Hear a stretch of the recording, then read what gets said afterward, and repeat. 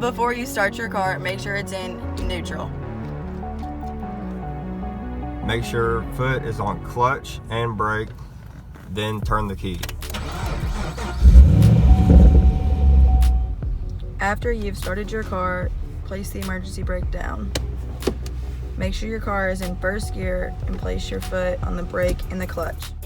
Place your left foot on the clutch and your right foot on the gas. Slowly ease your left foot off of the clutch as you press down with the gas on your right foot.